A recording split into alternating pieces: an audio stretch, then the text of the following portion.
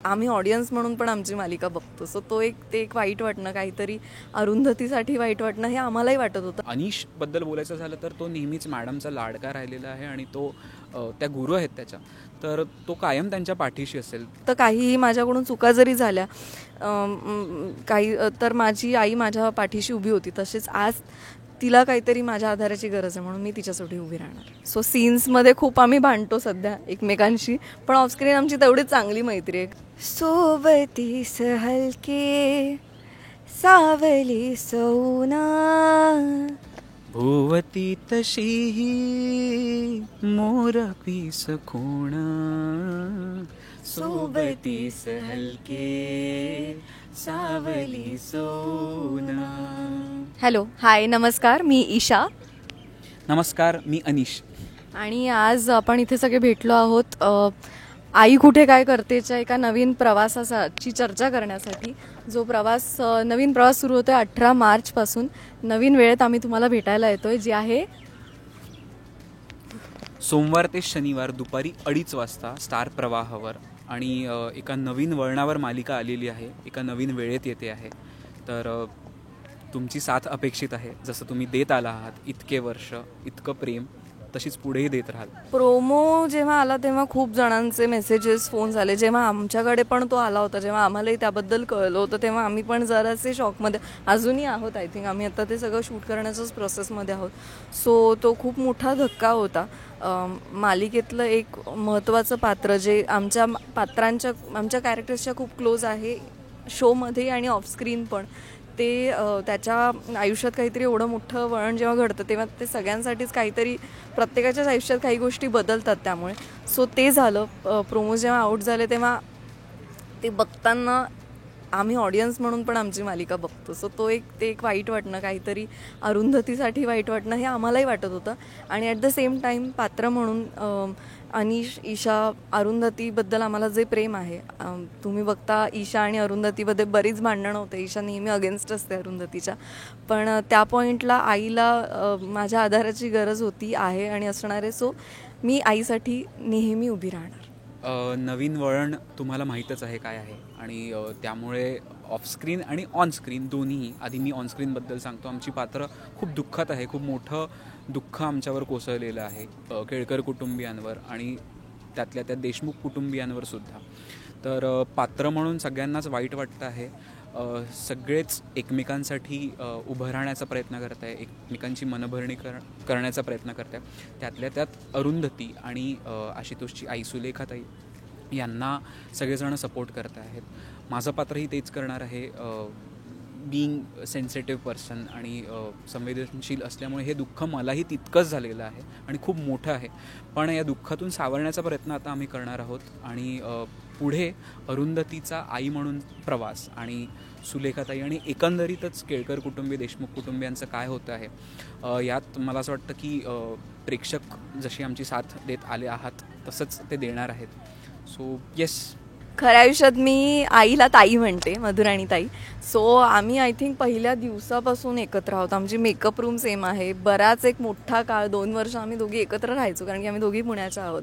So इथे आमचं जिथे शूट असतं तिथे जवळच आम्ही एकत्र राहायचो. सो आमचं नातं आता family, she is a part of my system नाव. माय ऑर्गनायझेशनचं एक पार्ट ती व्यक्ती होऊन जाते. तसंच ताईचं काहीचं झालं आहे माझ्या आयुष्यात. बऱ्याच गोष्टी आम्ही आम्ही 14 तास शूट करत असतो सोबत, आणि आम्ही मेकअप रूम पण सेम असल्यामुळे आम्ही सारख्या सोबत असतो.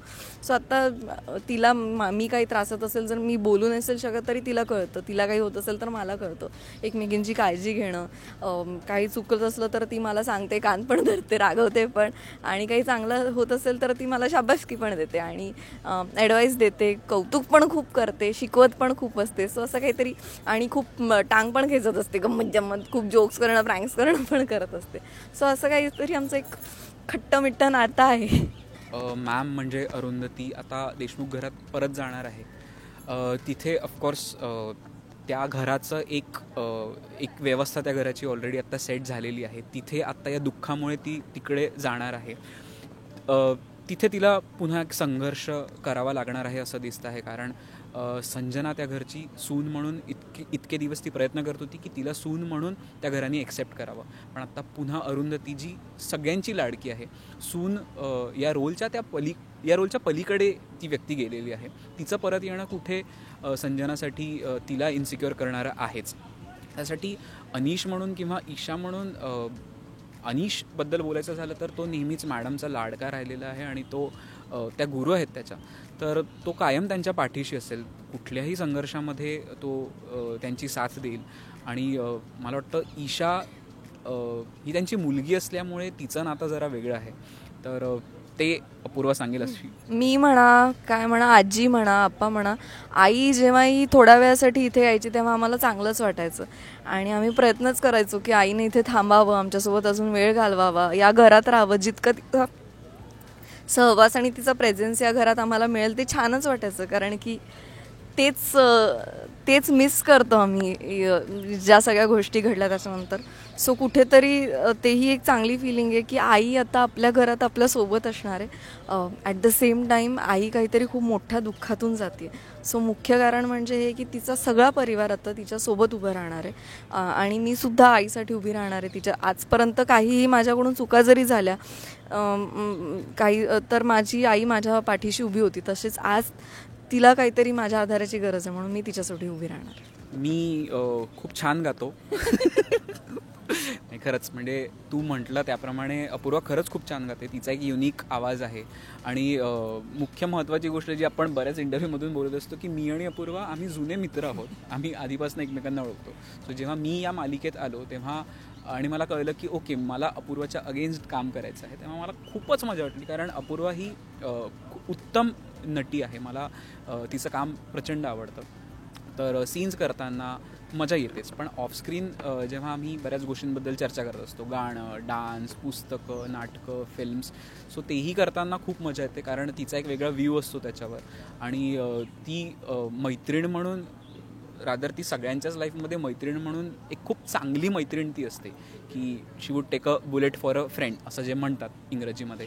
तर ती ते करत असते नेहमी. ती कायम, तुम्ही जर कुठे लो असाल, तसं मी नसतो कुठे लो, पण जर कोणी असं असेल तर ती कायम सपोर्ट करत असते. आणि yes, she is a friend who everybody would love to have. मालिका अर्ध्या तासाचीच असते. रोज आपण एक अर्ध्या तासाचा एपिसोड बघतो आणि ते शूट आम्ही इथे दिवसभर 13-14 तास इथे आम्ही एकत्र असतो. सो सीन्समध्ये खूप आम्ही भांडतो सध्या एकमेकांशी, पण ऑफस्क्रीन आमची तेवढीच चांगली मैत्री आहे. वेगवेगळ्या, जसं सुमंत बोलला की वेगवेगळ्या विषयांवर चर्चा करणं, व्ह्यूज एक्सचेंज करणं, मी त्याच्याकडून बऱ्याच गोष्टी शिकते आणि आम्ही व्हेरी शुअर तो पण माझ्याकडून बऱ्याच गोष्टी शिकतो. सो आमची अशीच मैत्री खूप चांगली आहे ऑफस्क्रीनसुद्धा आणि त्यामुळे सीन्स करायला पण एक ईज असतो. मला कधी काही वाटलं तर मी ते कम्फर्टेबली त्याच्याशी शेअर करू शकते. आमचे गिव्ह अँड टेक्स त्यामुळे खूप चांगले होतात. सो त्या मैत्रीचा आमच्या कामासाठी पण खूप चांगला उपयोग होतोच. आता तुम्ही बघतायत की मालिकेत जे वळण आलं आहे त्यामुळे आशुतोषचं पात्र आत्ता नसणार आहे आमच्या आयुष्यामध्ये, अनीश आणि ईशाच्या आयुष्यामध्ये. सो आशुतोष आणि अरुंधती मॅमनी गायलेलं एक गाणं आहे जे आम्हाला खूप आवडतं, अनीश आणि ईशाला, आणि पर्सनली मलासुद्धा ते खूप आवडतं. तर तेच गाणं आपण प्रेक्षकांसाठी गाऊया. तू सुरू कर.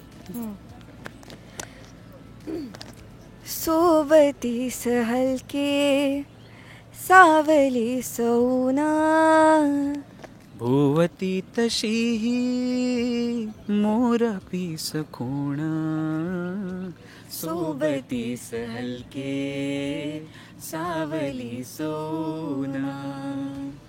थँक्यू. सो नक्की बघा आई कुठे काय करते, सोमवार ते शनिवार दुपारी 2:30 वाजता आपल्या लाडक्या वाहिनीवर, स्टार प्रवाह. थँक्यू.